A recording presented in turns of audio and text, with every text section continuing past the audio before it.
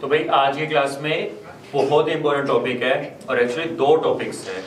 तो बच्चे usually confuse करते हैं एडीएच एल्डोस्टेरोन कौन सा कहाँ पे रिलीज हो रहा है, उससे कंफ्यूजन रहती है।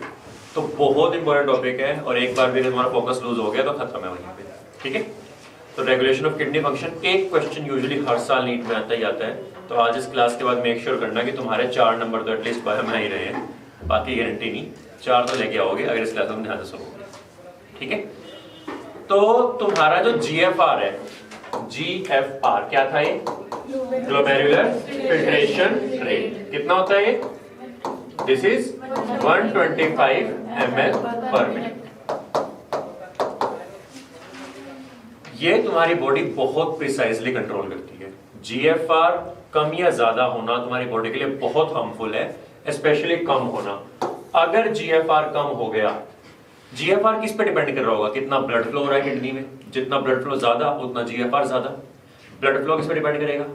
कितना ब्लड है तुम्हारे पास, ब्लड वॉल्यूम, एंड कितने प्रेशर से वो पंप हो रहा है, ब्लड प्रेशर। अगर ब्लड फ्लो कम हो गया किडनी के पास, जीएफआर कम हो गया, इसका मतलब किडनी ढंग से एक्सक्रीट नहीं कर पाएगी, ना तो यूरिया ढंग से निकल पाएगा, ना ही तुम्हारी जो ऑस्मोलैरिटी है वो ढंग से मेंटेन हो पाएगी। और अगर एक बार ये साइकिल शुरू हो गई तो ये वर्स होती रहेगी। भाई एक बार थोड़ा सा कम यूरिया निकला, टॉक्सिसिटी बढ़ी और ब्लड फ्लो कम हो जाएगा, और कम निकलेगा और कम हो जाएगा, करते करते करते करते एंड में किडनी फेल होगी, डेथ हो जाएगी। तो जीएफआर तुम्हारी बॉडी बहुत ही ज्यादा स्ट्रांगली मॉनिटर करती है एंड बहुत एफिशिएंटली रेगुलेट करती है।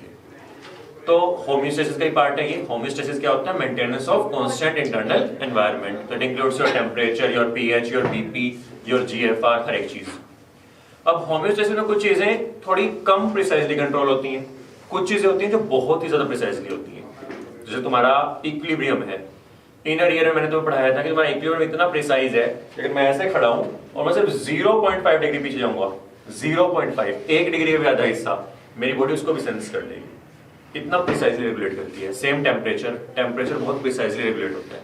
एक ये चीज भी ऐसी है। जीएफआर जो है वो सिस्टोलिक ब्लड प्रेशर 60-70 से लेके 200 तक, 180 से 200 तक, इसके बीच के सारे ब्लड प्रेशर में मेंटेन रहेगा। तो सोच सकते हो कि एक चीज इतने कम प्रेशर में मेंटेन है और इतने ज्यादा प्रेशर में मेंटेन है तो तुम्हारी बॉडी के लिए कितनी जरूरी होगी और बॉडी को कितने स्ट्रांगली रेगुलेट कर रही होगी। ठीक है ना? इतने स्ट्रांगली कि बॉडी पास 2 मैकेनिज्म से कंट्रोल करने हैं। तो हम एक एक करके पढ़ेंगे। मैं एक फ्लो चार्ट बनाऊंगा तो मेरे साथ साथ वो फ्लो चार्ट एनसीईआरटी के साइड में, अगर जगह नहीं तो लास्ट में नोट्स करके जगह है, खाली पेजेस है एनसीईआरटी के एंड में, वहां लिखोगे। ठीक है, तो उसको आज के आज इसी क्लास में हम याद करके जाएंगे एंड आज के बाद ये क्वेश्चन कभी गलत नहीं होना चाहिए। ठीक है, चलो लेट्स स्टार्ट विद द रास मैकेनिज्म या रास सिस्टम। सो व्हाट इज रास? Renin angiotensin aldosterone system. तो रास सिस्टम बॉडी का एक मैकेनिज्म है जिससे बॉडी जीएफआर को कंट्रोल करती है। कैसे कंट्रोल करती है? जीएफआर। अगर ये जीएफआर फॉल करता है, जीएफआर कम हो गया, किस कंडीशन में हो सकता है? ब्लड फ्लो कम है। क्यों कम है? ब्लड प्रेशर कम है, या ब्लड लॉस हो गया, ब्लड कम हो गया, या ब्लड प्रेशर क्यों कम हो सकता है? उसे क्या सोचो? ब्लॉकेज नहीं, आर्टरी डायलेट हो जाए, मे बी, और बेटर, बहुत कॉमन। ब्लड वॉल्यूम कम हो रही है बिना ब्लीडिंग के, कब हो सकता है?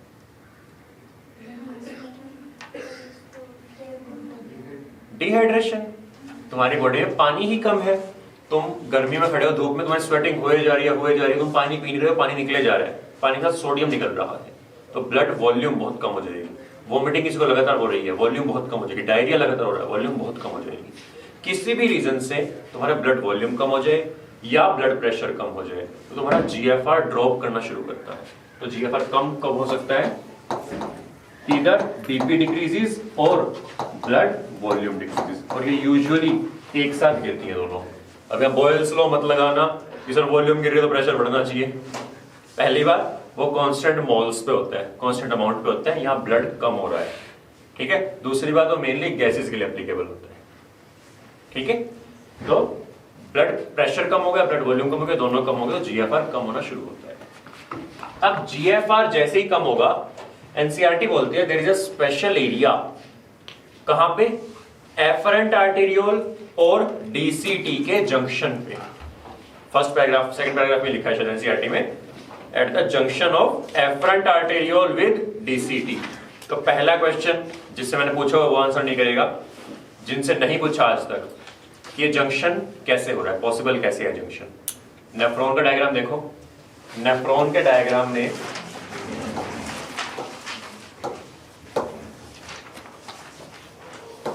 यही है रफ सा नेफ्रॉन का डायग्राम, यहां है एफरेंट आर्टेरियोल, ये है ग्लोमेरुलस, ये है afferent arteriole. Junction between this and this, ये कहां मिल रहे हैं, at the point of their contact, कि ये इसके साथ कॉन्टैक्ट में है।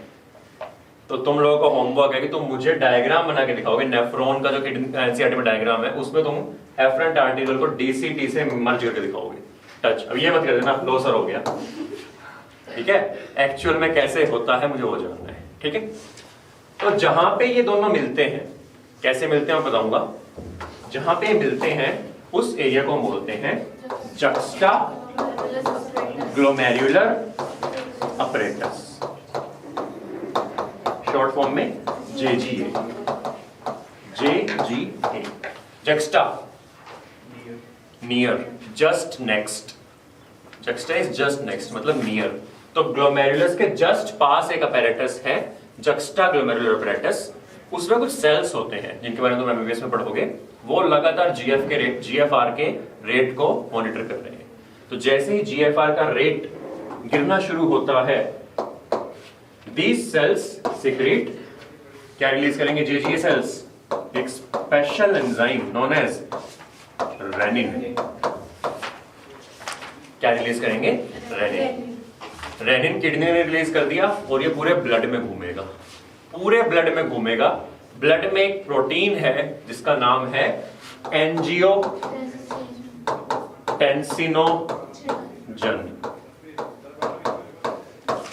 किसने बनाया है ये बनाया है लिवर ने। तो लिवर ने एंजियोटेंसिनोजन बना के ब्लड में छोड़ दिया, हमेशा घूम रहा है ये। जन का मतलब इनएक्टिव है, इनएक्टिव है, हमेशा तुम्हारे ब्लड में घूम रहा है। जैसे ही रेनिन आएगा, रेनिन इस एंजियोटेंसिनोजन को कन्वर्ट कर देगा एंजियोटेंसिन 1 में, और ये एंजियोटेंसिन 1 कन्वर्ट हो जाएगा एंजियोटेंसिन 2 में। इसे एक्चुअल में कन्वर्ट करता है S. S is angiotensin converting enzyme. तो क्या है, एंजियोटेंसिन कन्वर्टिंग एंजाइम। कहां मिलता है ये मिलता है लंग्स में। ये इंफॉर्मेशन अब एनसीईआरटी से निकाल दी गई है, तो चाहो तो भूल सकते हो। एनसीईआरटी बोलते हैं कि renin converts angiotensinogen to angiotensin 1 and then to angiotensin 2। तो angiotensin 1 gets converted to angiotensin 2। कौन करता है, एस करता है। एस एंजियोटेंसिन कन्वर्टिंग एंजाइम कहां मिलता है, लंग्स। यहां तक कोई डाउट। अब एंजियोटेंसिन 2 क्या करेगा, नाम में ही उसका फंक्शन छुपा हुआ है। एंजियो ब्लड वेसल, तेरे को मैंने पढ़ाया हुआ, तू शांत बैठ, ठीक है। इनको दिमाग लगाने लोगों को, ठीक है ना। अगर तू बोलता रहेगा तो दिमाग नहीं चलेगा इनका, ठीक है। चलो, तो angiotensin 1, angio blood vessel, angio word angiography, angioplasty, heart में ब्लड वेसल कराते हैं ना। एंजियो मतलब ब्लड वेसल। टेंस, टेंशन, कौन सी टेंशन, कॉन्स्ट्रिक्शन। हाइपरटेंशन नहीं, हाइपरटेंशन में क्या होती है, कॉन्स्ट्रिक्शन होती है। टेंस करना मतलब ब्लड वेसल को कॉन्स्ट्रिक्ट करना, नाम में ही है।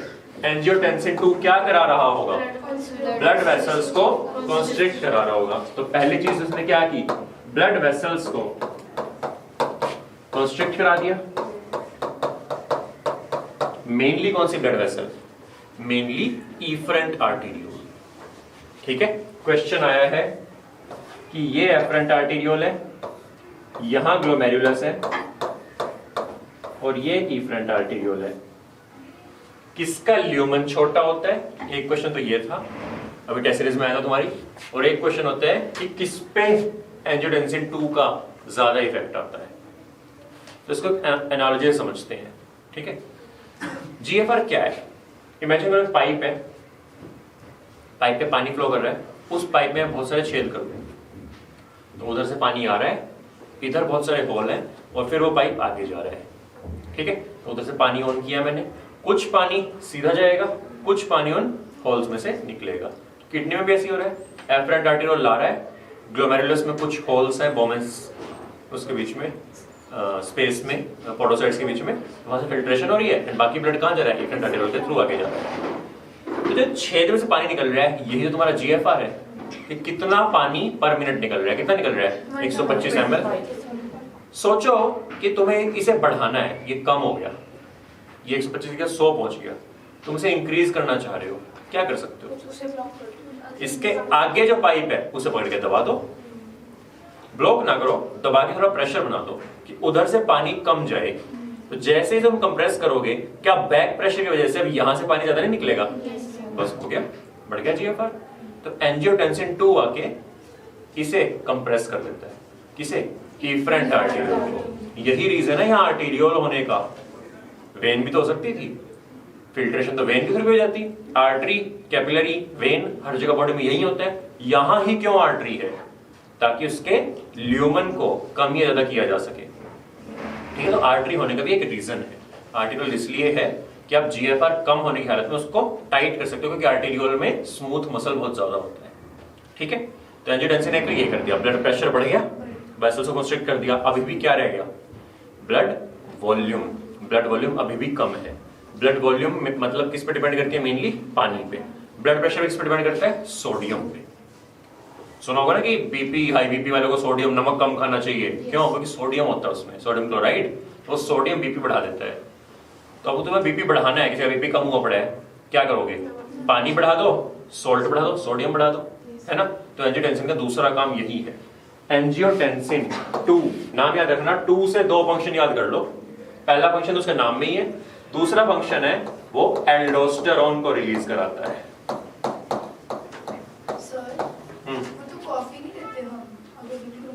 वो तो हम कर सकते हैं ना, तेरी बॉडी अपने आप क्या कर रही है? नहीं, तो जैसे आप बोल रहे हो कि नमक इंक्रीज कर सकते हैं, तो कॉफी का उससे क्या रिलेशन है? नहीं, कॉफी कैफीन की वजह देते हैं हम। कैफीन स्टिमुलेंट होता है, बीपी बढ़ा देता है, वो हार्ट में पंप कराता है, ठीक है, वो अलग चीज है। सर, हमने इफरेंट आर्टेरियोल को कंप्रेस कर दिया, तो इसका इफेक्ट नहीं पड़ेगा और बहुत सारे कॉन्सिक्वेंसेस? मतलब एक तो तेरा बीपी बढ़ेगा ही बढ़ेगा, मैं बताऊंगा कॉन्सिक्वेंसेस के, बहुत तगड़े कॉन्सिक्वेंस, ठीक है, पढ़ाऊंगा अभी। पहले खत्म पूरा करते हैं। एल्डोस्टेरोन, एल्डोस्टेरोन क्या है? बढ़ा दिया केमिकल कोऑर्डिनेशन। एल्डोस्टेरोन क्या है? It is a mineralocorticoid. पढ़ाया तो था, क्या है ये? मिनरेलोकोर्टिकोइड, नाम में ही है। मिनरल, कौन सा मिनरल? सोडियम। कोर्टिको, कोर्टेक्स, किसका cortex? Adrenal cortex. Oid, steroid. तो नेचर में क्या है? स्टेरॉइड है। तो एल्डोस्टेरोन कहां से निकला? एड्रीनल कोर्टेक्स से। कोर्टेक्स की कौन सी लेयर? पढ़ा चुका हूं, आज ही पढ़ाया है। कौन सी थी? कौन सी थी पहली वाली? ग्लोमेरुलोसा। ग्लोमेरुलोसा, ठीक है। तो ग्लोमेरुलोसा कैसे याद रखोगे? GFR, ग्लोमेरुलोसा, फेसिकुलेटा, रेटिकुलरिस, 1 2 3, तो जो लेयर्स है, ठीक है। एल्डोस्टेरोन निकला कहां से? एड्रिनल कॉर्टेक्स की first layer, that is glomerulosa से। एल्डोस्टेरोन कहां जाके काम करता है? It acts on DCT। तो किडनी में DCT मैंने तुम्हें पढ़ाया था, कंडीशनल रीअब्जॉर्प्शन हो सकती है किस किस की? वाटर की एंड सोडियम की। वो कंडीशन यही है, in the presence of aldosterone DCT reabsorb करेगा क्या? Sodium and H2O। याद रखना, बॉडी में जहां जहां सोडियम जाता है वहां वहां पानी जाता है। सोडियम और वाटर यूजुअली एक डायरेक्शन में मूव करते हैं। इनके एक्सचेंज में ये यूरिन में सिक्रीट कर देगा क्या? पोटेशियम एंड H+, ठीक है। पोटेशियम एंड H+ एक साथ जाते हैं, तो ये सोडियम और वाटर को तो फिल्ट्रेट से निकाल के ब्लड में डाल रहा है, पोटेशियम एंड H+ को ब्लड से निकाल के फिल्ट्रेट में डाल रहा है। समझ में आया? तो अगर आपके ब्लड में सोडियम एंड वाटर बढ़ता जा रहा है तो क्या ये दोनों चीजें, ब्लड वॉल्यूम, पानी बढ़ रहा है ब्लड वॉल्यूम बढ़ेगा, बढ़ेगा, और सोडियम बढ़ रहा है ब्लड प्रेशर बढ़ेगा, बढ़ेगा, दोनों से क्या बढ़ जाएगा, जीएफआर बढ़ जाएगा। यहां समझ में आया?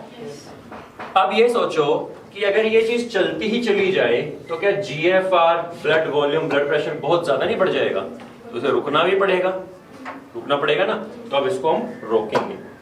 तो जैसे ही ब्लड वॉल्यूम और ब्लड प्रेशर बढ़ता है, बेसिकली बॉडी के हर एक ऑर्गन के पास ब्लड फ्लो बढ़ जाता है। तो आपका जो ब्लड फ्लो है हर जगह बढ़ जाएगा, इंक्लूडिंग हार्ट। तो ब्लड फ्लो बढ़ गया है इंक्लूडिंग एट्रिया ऑफ हार्ट। तो अब हार्ट एक ऐसी चीज निकालेगा जो इसको कम करवाए, मतलब blood pressure and blood volume को कम करे। तो ब्लड प्रेशर को कम करना है, क्या कम करोगे ब्लड में से? Sodium and water. तो कोई ऐसी चीज जो उसके उल्टा काम करे।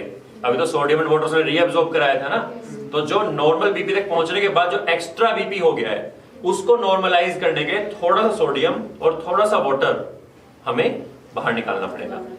हम खाली सोडियम निकाल देते हैं, सोडियम के साथ ही तो वाटर मूव करता है। हमें ऐसी चीज निकालेंगे सोडियम को रिलीज करा दे यूरिन में, सोडियम के साथ साथ कौन भी चला जाएगा, पानी भी चला जाएगा, हो गया काम। तो एट्रिया निकालता है, एट्रिया मतलब एट्रिया का है एट्रियल, कोई ऐसा फैक्टर जो यूरिन में लॉस कराए, यूरेसिस मतलब लॉस थ्रू यूरिन, किसका, नेट्रियम का।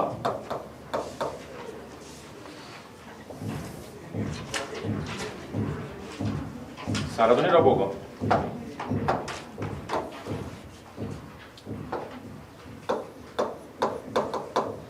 नेट्रियम, सोडियम का Na क्यों बोलते हैं, उसका टेक्निकल नेम नेट्रियम है, ठीक है।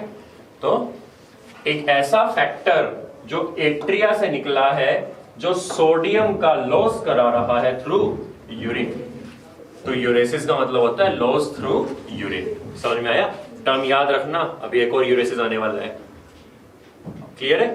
तो ये एएनएफ क्या करेगा, this will increase the loss of sodium and water loss through urine. तो जैसे ही सोडियम एंड वाटर निकला, बीपी एंड ब्लड वॉल्यूम दोबारा से कम होनी शुरू हुई। जैसे ये नॉर्मल हो गई, एएनएफ रिलीज बंद हो जाएगा। नॉर्मल हो गया सब, समझ में आया? तो पहले बीपी एंड ब्लड वॉल्यूम कम हुआ, उसे सेंस किया, रिवाइज कर लेते हैं फटाफट से। बीपी ब्लड वॉल्यूम कम हुआ, जीएफआर कम हुआ, किसने सेंस किया, जीए सेल्स ने। क्या रिलीज किया, रेनिन ने क्या किया, एंजियोटेंसिनोजन को एंजियोटेंसिन 1 में कन्वर्ट किया। एंजियोटेंसिनोजन किसने बनाया था, लिवर ने। एंजियोटेंसिन 1 किस में कन्वर्ट होगा, 2 में। कौन करेगा, किसने बनाया, लंग्स ने। एंजियोटेंसिन 2 दो फंक्शन, क्या, पहला वेसो कॉन्स्ट्रिक्शन, वेसल्स की कॉन्स्ट्रिक्शन, दूसरा एल्डोस्टेरोन का रिलीज, कहां से, एड्रीनल कॉर्टेक्स, कौन से लेयर, ग्लोमेरुलस। डीसीटी क्या, एल्डोस्टेरोन क्या करेगा, डीसीटी पे काम करेगा। डीसीटी पे जाके सोडियम एंड वाटर की रीअब्सॉर्प्शन, पोटेशियम एंड H+ की सिक्रीशन। सोडियम एंड वाटर आ गए ब्लड में, blood volume increase, blood pressure increase, GFR increase. But ये इंक्रीज होते होते जितना कम हुआ था इतने पर रुक जाना चाहिए था, ये इतना ले गए।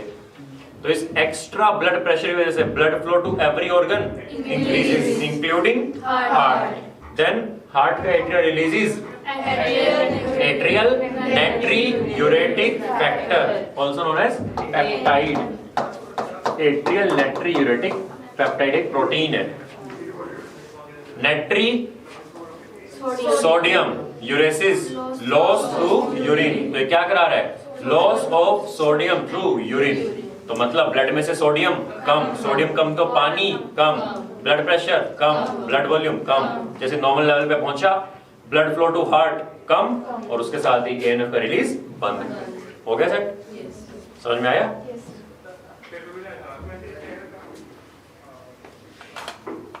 लिख लो इसको फटाफट, लिख लिया सबने?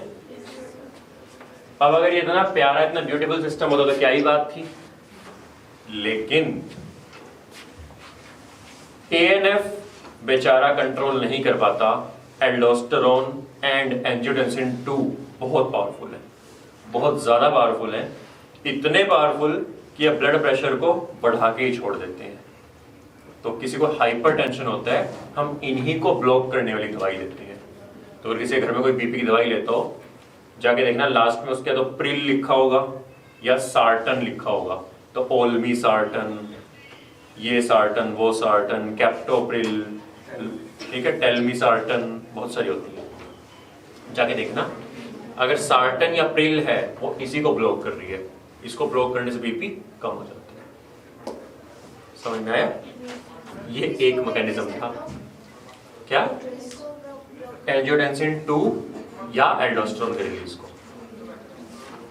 अभी ये एक मैकेनिज्म था, एक और रहता है। ये क्लियर है? इसमें कोई डाउट है तो पूछ लो। बोल पक्का हो गया? चलो अब अगला केस सिनेरियो इमेजिन करो। अगले केस सिनेरियो में तुमने पानी नहीं पिया, स्वेटिंग होती जा रही है, ठीक है, सेम सारी चीजें होंगी, बट अब तुम्हारा पानी का लॉस ज्यादा हो रहा है एज कंपेयर टू सोल्ट। तो पानी ज्यादा निकल रहा है बॉडी से किसी भी रीजन से। अगर पानी ज्यादा निकल रहा है, क्या बोलते हैं उसको? डिहाइड्रेशन। डिहाइड्रेशन होती जा रही है। डिहाइड्रेशन होगी यानी कि ब्लड में से सेलेक्टिवली पानी ज्यादा निकल रहा है। तो किसी सॉल्यूशन में से मैं पानी निकाल लूं, सॉल्वेंट निकाल लूं, उस सॉल्यूशन की ऑस्मोलैरिटी पे क्या फर्क पड़ेगा? बढ़ जाएगी, है ना? कि अगर सोल्ट है एक्स अमाउंट, सॉल्वेंट है 1 लीटर, अब 1 लीटर से कम करके मैंने 800 ml कर दिया, सोल्यूट उतना ही है, तो ऑस्मोलैरिटी बढ़ गई ना, कॉन्सेंट्रेशन बढ़ गई ना। तो अब क्या होगा? ब्लड ऑस्मोलैरिटी बढ़ जाएगी। आपकी बॉडी में ओस्मो रिसेप्टर्स हैं हर जगह, नाम में ही है ओस्मो, ऑस्मोलैरिटी रिसेप्टर, उसको सेंस करने वाले। तो ओस्मो रिसेप्टर्स हम उसको सेंस कर लेंगे एंड वो एक्टिव हो जाएंगे। ओस्मो रिसेप्टर्स इसको सेंस करके एक्टिव हो जाएंगे। वो दो चीजें करेंगे, एक तो हाइपोथैलेमस के अंदर जो थर्स्ट सेंटर है, याद तो neural control hypothalamus thirst and hunger को रेगुलेट कर रहा था, तो हाइपोथैलेमस में जो थर्स्ट सेंटर है उसको एक्टिवेट कर देंगे, तुम्हें प्यास लगेगी। अब हर टाइम तो पानी अवेलेबल होता नहीं है, तो तुम सिर्फ प्यास के बहाने जिंदा रह नहीं सकते। अगर तुमने पानी नहीं पिया तो मर जाओगे। तो बॉडी के पास इसका भी एक मैकेनिज्म है, ऑस्मो रिसेप्टर्स रिलीज करा देते हैं किसका? Antidiuretic hormone, ADH। कहां से? कहां से? पोस्टीरियर पिट्यूटरी से। पढ़ा तो दिया तुम्हें केमिकल कंट्रोल। पोस्टीरियर पिट्यूटरी बनाता कौन है इसे? ADH को हाइपोथैलेमस। स्टोर कहां होता है? पोस्टीरियर पिट्यूटरी में, also known as pars nervosa, also known as neurohypophysis. याद है? तुम्हें क्यों नहीं याद भाई? हमको तो सर आपने केमिकल पढ़ाया नहीं। अरे तुमने तो पढ़ा होगा सर, हमको किसी ने कुछ नहीं पढ़ाया। अरे एनसीईआरटी में तो है। हाँ सर, इसमें है। एंटी डाययूरेटिक हार्मोन कहां से रिलीज करवाएगा? न्यूरोहाइपोफाइसिस यानी कि पोस्टीरियर पिट्यूटरी से। इसी का दूसरा नाम वेसोप्रेसिन। आजा बोलो। ADH का ही दूसरा नाम वेसोप्रेसिन। किसने ध्यान लगाया कुछ? नाम में ही दोनों फंक्शन छुपे हुए हैं। वेसो, वेसल, प्रेस, कंप्रेस, क्या कर रहा होगा? वेसो कंस्ट्रिक्शन करा रहा है। एक फंक्शन क्या है इसका? Vasoconstriction. दूसरा नाम anti against uresis, loss through urine. किसका? डाई। डाई क्या होता है? Di hydro monoxide, H2O, water. Di hydro monoxide H2O। तो वाटर का लॉस थ्रू यूरिन को प्रिवेंट कर रहा है। नाम में ही है, this is preventing loss of water through urine. मतलब यूरिन से वाटर को रीअब्सॉर्ब करा रहा होगा, ब्लड में करवा रहा होगा। कहां करवाएगा? कलेक्टिंग डक्ट में। ध्यान रखना, ADH mainly acts on collecting duct and क्या करा देगा ये, वाटर की रीअब्सॉर्प्शन। तो दो फंक्शन है, दोनों ही नाम में है। ADH loss of water through urine को प्रिवेंट करना, वेसोप्रेसिन वेसल्स को कंस्ट्रिक्ट करना। वाटर रीअब्सॉर्ब होता जा रहा है, ब्लड में बढ़ता जा रहा है, बढ़ते बढ़ते ऑस्मोलैरिटी कम होगी, कम होते होते होते होते जैसे ऑस्मोलैरिटी एक सेट पॉइंट के नीचे चली गई, ऑस्मोरिसेप्टर्स बंद, ADH बंद हो गया काम। समझ में आया? एक डिजीज होता है जिसमें ADH निकल ही नहीं पाता, डायबिटीज इंसिपिडस। उसके बारे में थोड़ा सुन लो। डायबिटीज इंसिपिडस में क्या होता है, बॉडी ADH नहीं बना पाती। अगर ADH नहीं निकलेगा तो जब भी तुम्हें पानी की जरूरत होगी, बॉडी पानी को यूरिन से नहीं निकाल पाएगी, तो बहुत ज्यादा यूरिनेशन होगी, और इतनी यूरिनेशन होगी तो प्यास बहुत ज्यादा लगेगी, तो इंसान बार बार पानी पिएगा, बार बार यूरिन करेगा। क्योंकि ये दोनों सिम्टम डायबिटीज के होते हैं, इसलिए इसको हम डायबिटीज बोल देते हैं। बट इसका डायबिटीज मेलाइटस से कोई लेना देना नहीं है। डायबिटीज मेलाइटस बिल्कुल अलग डिजीज है, जिसमें ग्लूकोज मेटाबॉलिज्म में दिक्कत होती है, ग्लूकोज बढ़ जाता है, शुगर बढ़ जाती है, वो अलग चीज है बिल्कुल। ये उस डायबिटीज से बिल्कुल अनरिलेटेड है। इसमें सिर्फ और सिर्फ क्या बढ़ेगा, amount of urine and water intake, बस। तो क्या इसका यूरिन में ग्लूकोज होगा? नहीं होगा, ठीक है। तो इसको क्या बाकी जो डायबिटीज की कॉम्प्लिकेशन होती है इसको होंगी? नहीं होंगी। ये बिल्कुल ही अलग डायबिटीज। क्लियर है? कोई डाउट तो पूछ सकते हो, वरना रेगुलेशन हो गया। बहुत इंपॉर्टेंट टॉपिक है, आई होप क्लियर हुआ होगा। क्वेश्चन सुन लो कैसे आते हैं। स्टिमुलस किसका क्या क्या है? रास का स्टिमुलस क्या था? लो GFR। ADH स्टिमुलस क्या है? High osmolarity. दोनों ही क्यों हो रही है? डिहाइड्रेशन या ब्लड लॉस की वजह से। लेकिन स्पेसिफिक स्टिमुलस क्या है? अलग अलग है, ठीक है। रास अल्टीमेटली किस पे एक्ट करता है? DCT पे। ADH इस पे करता है मेनली कलेक्टिंग डक्ट पे। रास की वजह से रीअब्जॉर्प्शन किसकी हो रही है? वाटर एंड सोडियम की। ADH की वजह से सिर्फ और सिर्फ वाटर की। समझ में आ रहा है? तो ऐसे ऐसे क्वेश्चंस चेंज होते हैं, ठीक है, ध्यान रखना। आज के आज जाके कर लेना, बुकलेट में या प्रीवियस में जहां भी दिए होंगे, आज आपके पक्का ये हो जाएंगे। क्लियर है? चलो इसके बाद चैप्टर में कुछ ही, कौन सी लास्ट लाइन? Last slide. एक बार वेसोप्रेसिन, जब ब्लड वॉल्यूम कम हो या ब्लड प्रेशर भी तो कम हो गया होगा, है ना। उस ब्लड प्रेशर को नॉर्मलाइज करना है, कैसे करोगे? सारी वेसल्स को कंस्ट्रिक्ट कर दो। एक पाइप में प्रेशर बढ़ाना है, एक पाइप में पानी आ रहा है और पानी यहीं तक गिर रहा है, मोटर नहीं चल रही, ठीक है। तेरे को पानी आगे रख फेंकना है, क्या करते हैं हम? आगे दबा देते हैं, थोड़ा सा आगे दूर देते हैं। क्यों जा रहा है? क्योंकि फ्लूइड मैकेनिक्स में एक इक्वेशन होती है, equation of continuity, A1V1 = A2V2। याद है किसी को? याद है? नहीं याद? A1V1 = A2V2। मैं एरिया को कम कर दूं, वेलोसिटी बढ़ जाएगी। वेलोसिटी बढ़ते ही जो परपेंडिकुलर प्रेशर होता है वो बढ़ जाएगा। तो मुझे BP बढ़ाना है, मैं ब्लड वेसल का एरिया कम कर दूं। तो फिजिक्स जो लोग बोलते हैं बायो में फिजिक्स क्यों पढ़ा रहे हैं, नीट वाले फिजिक्स क्यों पढ़ा रहे हैं, इसलिए पढ़ा रहे हैं।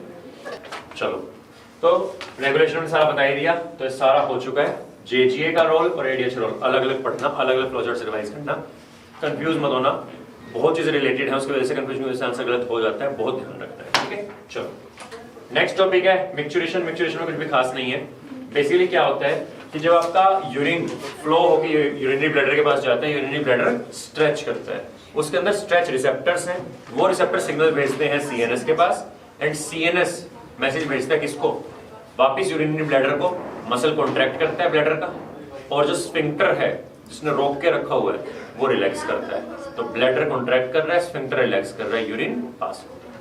दैट होल पाथवे स्ट्रेचिंग से लेके यूरिन पासेज तक is known as micturition reflex.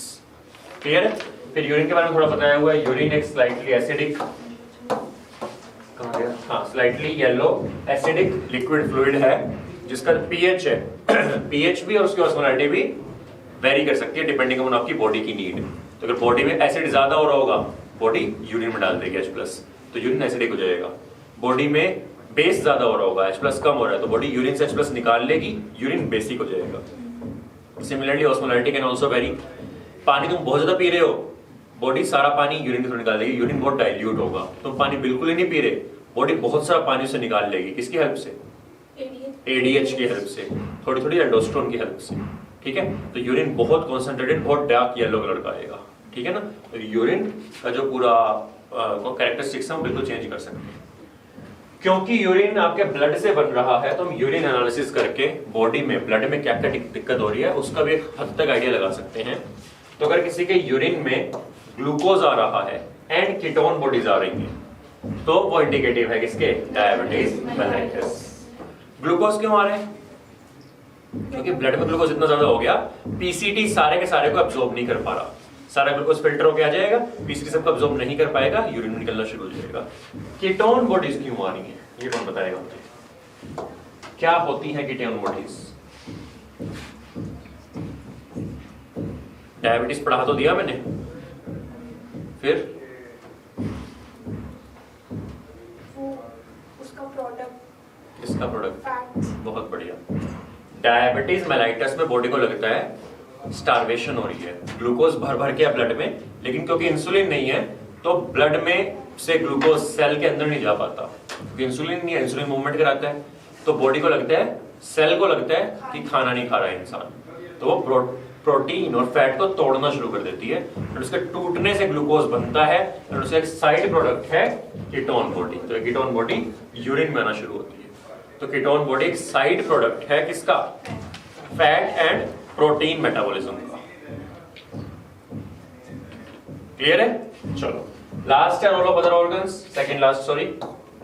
तो lungs, liver and skin. Lungs के बारे में उन्होंने लिखा है कि they remove around 200 ml of CO2 per minute. ये कहां से आया? नेक्स्ट क्वेश्चन हमारा होमवर्क है। एक होमवर्क क्या था, ये कैसे बना। अगला होमवर्क है 200 ml डिराइव करके दिखाओ मुझे ब्रीदिंग वाले चैप्टर से। ब्रीदिंग एंड सर्कुलेशन दोनों के कॉन्सेप्ट यूज होंगे इसमें, करके आना। अभी मत बता सबको, ठीक है? सब लोग दिमाग लगा के आना ये 200 ml कहां से आया। इसके अलावा ये बहुत ज्यादा वाटर भी रिलीज करता है। अभी सर्दियों में कर रहे होंगे ना तुम शीशे पे है, तो तुम्हारा वेपर है जो तुम्हारे उसमें आ रहा है और कंडेंसेशन का टेम्परेचर कम है बाहर का, तो कंडेंस होकर वाटर बन जा रहा है। तुम उसी को फिर स्माइली बनाते हो या कुछ और बनाते हो, डिपेंडिंग अपॉन कितने बिगड़े हुए हो तुम, ठीक है? चलो इसके अलावा लिवर है, लिवर रिलीज करेगा bile containing substances like bilirubin, biliverdin, cholesterol, जो स्टेरॉइड हार्मोन्स है, विटामिन्स एंड ड्रग्स। और आपके जो स्वेट एंड सेबेशियस ग्लैंड्स हैं वो रिलीज करेंगे बहुत सारा पानी, NaCl एंड कुछ amount of urea.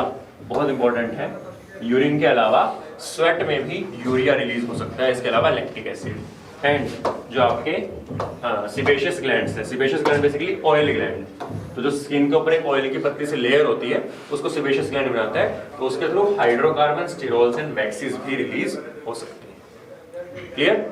Last topic है डिसऑर्डर हीमोडायलिसिस। यूरेनिया के लिए मैं एक डायग्राम दिखाऊंगा, उससे क्लियर होगा अच्छे से, तो इसको भी छोड़ो, आगे आओ। अगर किडनी खराब हो रही है उसको बोलते हैं रीनल फेलियर, ठीक है? पढ़ाऊंगा अभी सारा कैसे करते हैं हम डायलिसिस।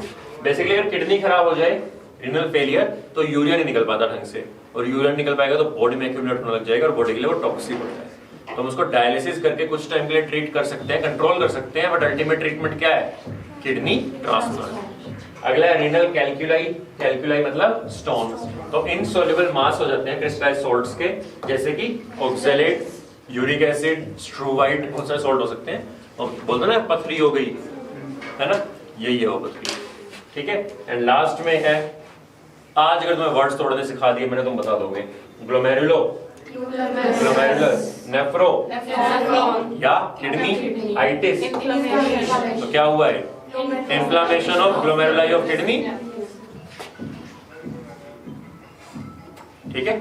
तो सेल्फ एक्सप्लेनेटरी चीजें आएंगी बायो में, लिखा होगा सामने आंसर, क्वेश्चन में आंसर तुम्हारे मुंह पे झांक रहा होगा कि भाई लिखा तो आइटिस, ग्लोमेरुलोनेफ्रो, और फिर भी 4 ऑप्शन होंगे, और तुम अगर रट के जाओगे तो भूल जाओगे, पर अगर तुम्हें वर्ड्स तोड़ने आते हैं तो कभी कभी पूछ सकते हो। क्लियर है? सो ये एक इमेज है हीमोडायलिसिस की। बेसिकली क्या होता है कि आपकी किडनी खराब हो गई, मतलब आपकी नहीं, किसी पेशेंट की किडनी खराब हो गई है, तो किडनी खराब हो जाए तो क्या क्या नहीं निकल पा रहा है ब्लड से? यूरिया, और जो एक्सेस सॉल्ट तुम ले रहे हो, किडनी के 2 फंक्शन थे, नाइट्रोजनस वेस्ट एक्सक्रीट करना और ऑस्मोरेगुलेशन, दोनों खराब हो गए, तो ब्लड में क्या क्या एक्यूमुलेट होना शुरू हो जाएगा? नाइट्रोजनस वेस्ट, मेनली कौन सा? Urea and excess salt. Salt कोई भी सॉल्ट हो सकता है, यूजुअली पोटेशियम होता है। ठीक है, तो अब तुम इसे साफ करना है, अगर नहीं करोगे यूरीमिया हो जाएगा, emia in blood, urea in blood, uremia. ठीक है, वो बहुत टॉक्सिक कंडीशन है। ठीक है, तो तुम उसे निकालना है। तो बहुत सिंपल तरीका है, हम ब्लड को बॉडी के बाहर निकाल लेंगे, साफ करेंगे, वापस डाल देंगे। तो अब साफ क्या साबुन ब्रश से करोगे बैठ के, हैं कैसे करोगे? स्मार्टली करोगे। तुम्हारी बॉडी को वाटर पोटेंशियल वाला टॉपिक बड़े अच्छे से आता है, भले तुम्हें ना आता हो। ठीक है, तो वाटर पोटेंशियल में तुम्हें पढ़ाया गया होगा कि सॉल्यूट हो या सॉल्वेंट हो, वो हमेशा अपनी हाई कॉन्सेंट्रेशन से लो कॉन्सेंट्रेशन पे जाता है। Yes sir. तुम्हें इसमें से क्या निकालना है? यूरिया, एक्सेस सॉल्ट, या इसमें कुछ कम हो, मानो सोडियम कम है, कैल्शियम कम है, वो इसमें डालना है। तुम क्या करो, एक नॉर्मल इंसान का ब्लड जो प्लाज्मा होता है उसके जैसा एक सॉल्यूशन बनाओ। मानो एक नॉर्मल इंसान है, उसके प्लाज्मा में सोडियम होता है 130 से 140 मिली इक्विवेलेंट पर लीटर, छोड़ दो, बस बता रहा हूं। यूरिया होता है बहुत ही कम, मान के रखो कुछ नहीं है। ठीक है, मानो ग्लूकोज होता है 100 mg पर डेसीलीटर, ये नॉर्मल इंसान का है। पोटेशियम होता है 4.2 मिली इक्विवेलेंट पर लीटर, ये एक नॉर्मल प्लाज्मा कॉन्सेंट्रेशन है। तुम एक सॉल्यूशन लो, डिस्टिल्ड वाटर लो, और उसमें इतना इतना ये सब डाल दो। ठीक है, उसे नीचे लगाओ, एक सेमी परमिएबल मेम्ब्रेन लगाओ जिसके थ्रू सिर्फ सॉल्यूट पास कर सके, सॉल्वेंट पास ना कर सके। ठीक है, पेशेंट का ब्लड लो और उस ब्लड को ऊपर रख दो। अब उस ब्लड में नॉर्मल से जो भी ज्यादा होगा वो कहां आ जाएगा? नीचे। नॉर्मल से जो भी कम होगा वो नीचे से कहां चला जाएगा? ऊपर। ओवर टाइम इसका सारा यूरिया नीचे आ गया, सारा एक्स्ट्रा सॉल्ट नीचे आ गए, और जो भी चीज कम थी वो ऊपर चली गई, ब्लड हो गया साफ, वापस डाल दो। बेसिक मैकेनिज्म यही है। अब तुम्हें ब्लड निकालना है, कहां से निकालोगे? आर्टरी से, वेन से? आर्टरी से। तुम्हें ब्लड चाहिए बहुत हाई प्रेशर में, हाई वॉल्यूम, तुम्हें एक एक ड्रॉप ब्लड नहीं चाहिए। देखा भी इंजेक्शन में जब सिरिंज डालते हैं तो पीछे जब तुम सक नहीं करते तो ब्लड आता भी नहीं है। आर्टरी में नीडल डालो, पिचकारी मार के बाहर निकलेगा, आर्टरी में इतना हाई प्रेशर होता है। तुम्हें उतने हाई प्रेशर में ही ब्लड चाहिए, तो हम क्या करते हैं, हम आर्टरी से ब्लड निकालते हैं। तो आर्टरी से एकदम बहुत सारा ब्लड आया। अब ब्लड को बॉडी से बाहर निकलना बिल्कुल पसंद नहीं है, बॉडी से बाहर निकलते हो क्या कर जाएगा? Clot, coagulate. तो तुम उसमें कोई एंटीकोगुलेंट डालोगे? क्या डालते हैं? हिपैरिन। तो हम पहले आर्टरी में डालते हैं, आर्टरी के ब्लड में हिपैरिन। तो हमने हिपैरिन डाला, ब्लड को इस डायरेक्शन में फ्लो करना स्टार्ट कराया, और जो ये फ्लूइड है इसका नाम है डायलाइसेट, डायलिसिस का फ्लूइड, इसको ऑपोजिट डायरेक्शन में फ्लो कराया। क्या बन गया ये? Counter current. क्यों? अगर नहीं करोगे, सोचो यहाँ पे एक्स अमाउंट ऑफ यूरिया था, यहाँ पे 0 था, कुछ टाइम बाद यहाँ से यहाँ आएगा, यहाँ भी x/2 हो गया, यहाँ भी x/2 हो गया, रुक नहीं जाएगा डिफ्यूजन? जैसे इक्वल होगी कॉन्सेंट्रेशन रुक जाएगा ना। बाकी x/2 को क्या करोगे? निकालना तो उसे भी है। तुम क्या करो, इसको मूव कराना शुरू कर दो, कि जैसे इधर से आके इधर बढ़ना शुरू हुआ तुम उसको बाहर निकाल लो, इधर से फ्रेश पंप कर दो। तो भले x/2 बचा है तो फिर भी 0 है, बिल्कुल जो फ्रेश आया है इधर से वो भी इधर आ जाएगा।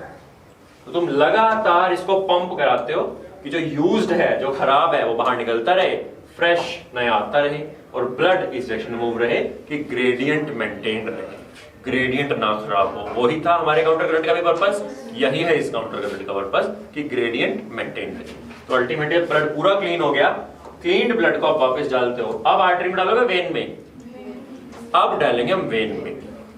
अगर किसी आर्टरी में डाल दिया, आर्टरी मानो हाथ की आर्टरी है, आर्टरी जाती है टुवर्ड्स ऑर्गन, तो सारा ब्लड तुम्हारे हाथ में जाएगा, हाथ में ब्लड होने से पाएगा, फट जाएगा हाथ। तुम्हें डालना है वो ब्लड हार्ट में, और हार्ट से जाएगा पूरी बॉडी में।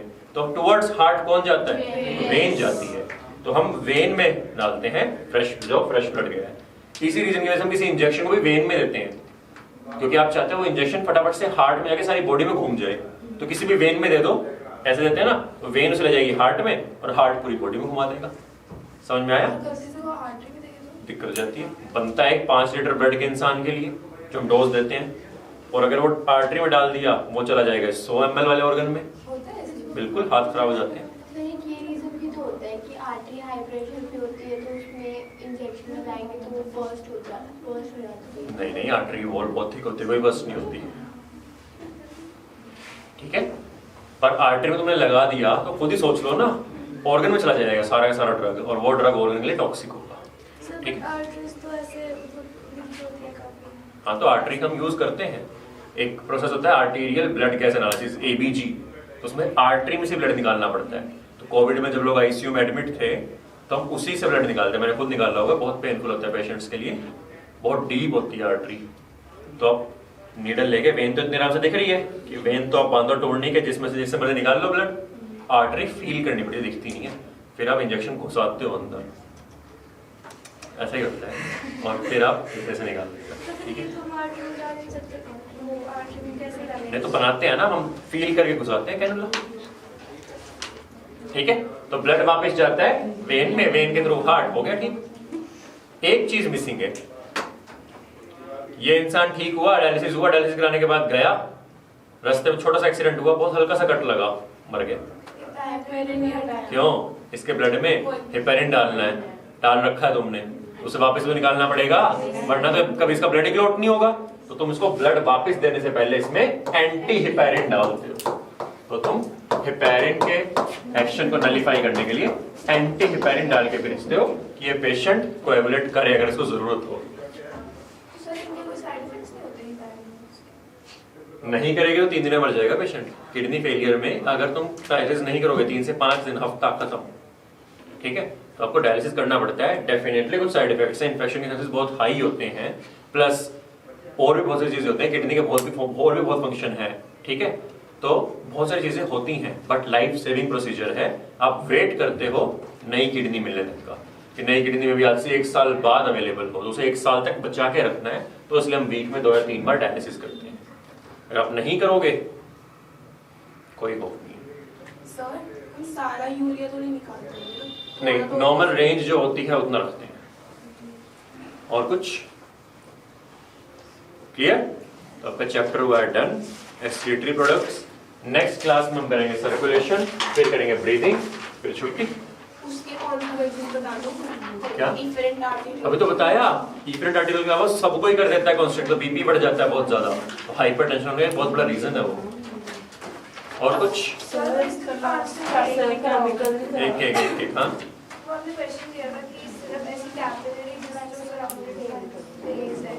कौन सी है?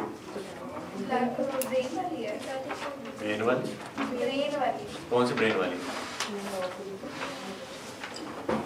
Portal system.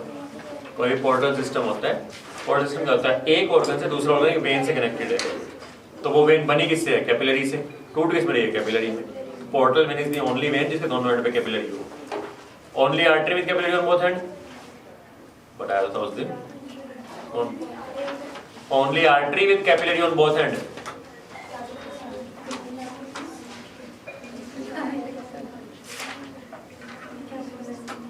Only artery with capillaries on both ends. Artery, efferent arteriole.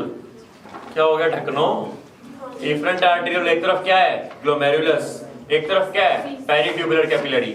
तो glomerulus से बना, peritubular capillary में डिवाइड हो गया। ये हार्ट है, ये किडनी है, ये में भी स्टमक है, ब्रेन है। तो आपकी बॉडी कैसे कनेक्टेड है? आर्टरी से ब्लड जाता है, आयोटा से निकलती है जो, और वेन से वापस आता है वेना कावा के थ्रू। सारे ऑर्गन ऐसे कनेक्टेड है पैरेलल में, यही है ना। तो इनमें से ये मान ले किडनी है, ये लिवर है, ये हार्ट तो वही है, ब्रेन है, ठीक है।